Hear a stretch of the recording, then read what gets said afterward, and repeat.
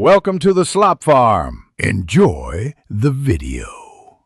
You start by selecting the Type tool and the specific text layer you want to change. This ensures you modify live type instead of pixels. Open Window Character to reveal the font size field and related controls. Once visible, confirm the document's units and resolution so size changes behave predictably. This matters when converting between points and pixels. Make sure the layer is editable and not rasterized, because only editable type responds to the precise size controls in the character panel. Now focus on the character panel's font size box. Type an exact point value for accurate, repeatable results and press Enter to apply.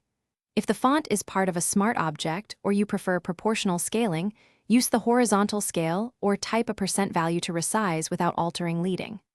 Once done, check kerning and leading because increasing size changes spacing. Adjust those fields to maintain visual balance. If anything looks off, undo and tweak values rather than rasterizing the text layer.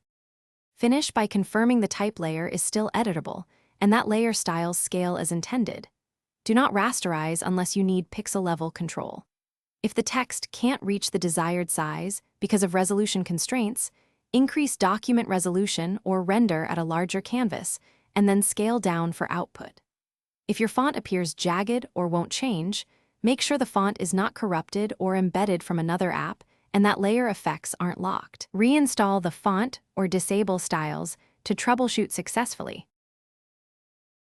Thanks for watching. Consider subscribing if we helped you today.